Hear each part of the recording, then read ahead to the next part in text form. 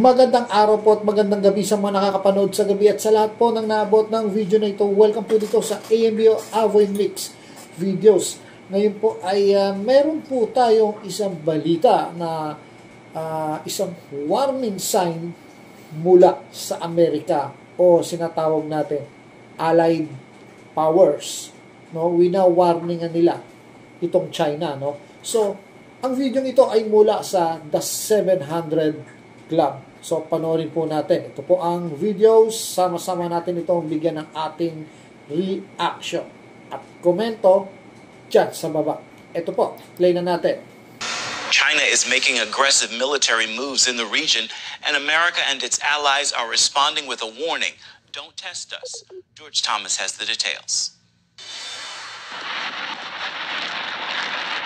Australia is hosting its largest ever military drill, Operation Talisman Sabre, involving 35,000 troops from 19 countries. We're doing this to prepare for deterrence, to prepare for peace, as well as... So, hindi po biro yung military exercise na 35,000 troops. Pero mo, dami nun. In 19 countries, no? At ang sabi nga nila, don't test us. So, sa Tagalog, huwag nyo kaming subukan. So, ito po yung final warning ng Allied Powers. Siyempre, including dito, mainly, no, yung Amerika sa China, no?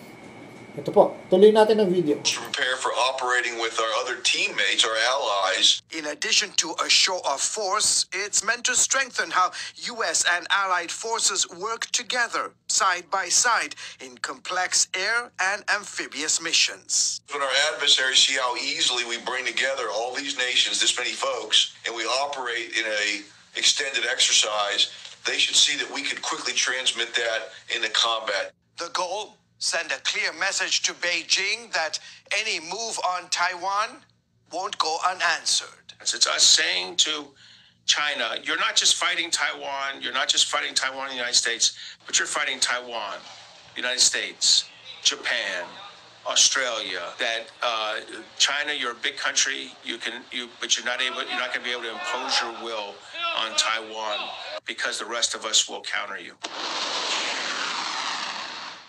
So, yun o, no? Sagot, ano? Huwag mong inbego kung pakialamanan itong Taiwan. At sigurado, may hakbang kaming gagawin, ano? Actually, nag-comment na rin dito ang tinatawag natin ng UK o United Kingdom. No? Nagbabala na rin sila na huwag niyong salingin itong Taiwan at sigurado na gaganti kami, no? Marami ang gaganti sa China, no? Tinatawag dito yung Allied Powers, no?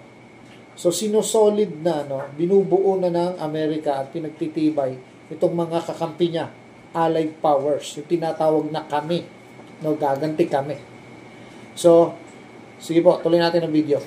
In a historic move, the U.S. Army fired its new Typhoon missile system in the Western Pacific, striking a sea target and showing China the region is well within reach of U.S. precision firepower. Deterrence is two things. It's, I have the capability to stop you, and you understand that I am willing to do it.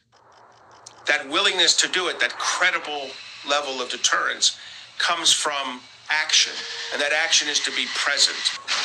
A presence Montgomery says China has spent decades trying to prevent. The Chinese have been spending aggressively over 30 years of constant investment and development in their forces with one aim, driving the United States out of the first and second island chains. The U.S. has countered with an enlarged military footprint. 55,000 troops in Japan, 28,000 in South Korea, almost 6,500 in Guam, along with a new marine base there, and expanding access in the Philippines, where new airfields and ports allow rapid response and stealth F-35 deployments. What we're doing is trying to develop the Philippine ability to confront China in their air and maritime space. All this comes as China pushes aggressive claims over nearly the entire South China Sea, including waters near the Philippines, Malaysia, and Vietnam.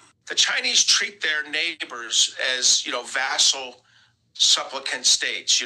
We're a big country, you're a small country, be quiet. From Australia to Guam and the Philippines, the U.S. and its allies are drawing the line with a powerful display of a united front. As Talisman Sabre wraps up, Washington and its partners are hoping Beijing gets the message. George Thomas, CBN News. So yun po, no? Narinig nyo naman po, no? Narinig nyo dyan sa balita yan na mula sa the 700 Club na involved ang mga Pilipino rito, no? At sabi nga rito ay rapid response from Philippines, no?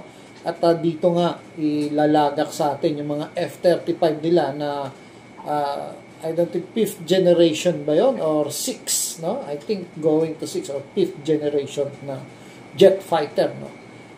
Maglalagay sila dito sa Pilipinas as tinatawag nila rapid response, no? Tinutukoy kasi nila rito kung sasalakayin itong Taiwan, no? At hindi tayo makakaiwas, we are a member of allied powers na tinutukoy ng US at nakalak na yan, kumbaga, no? Nandiyan na yan, nandiyan na yung Japan.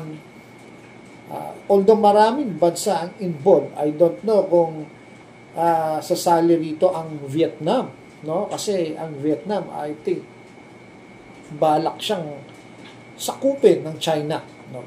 So kung magkaganon na magkaroon ng pag-atake sa Taiwan at pumalag ang mga bansang ito, tayo, ang Japan, Australia, I think kailangan dapat pumalag na rin dito ang Vietnam, ano, para talagang mahati yung puwersa. Kasi kung hindi, sumabay na sila, no, sa gera para matalo itong malaking kalaban. So, yun po, no? Yun ang sinasabi dito, clear message sa China na wag niyong gagalawin ang Taiwan at hindi kami manghihinayang na talagang kumilos at gumante. Yun ang sinasabi ng Allied Powers. At member po ang United Kingdom sa Allied Powers, no? Amerika at Australia. Malalaking bansa rin po yan. So, hanggang dito na lang po ang ating video at inaasahan ko po yung inyong comment dyan sa comment box. Maraming salamat po.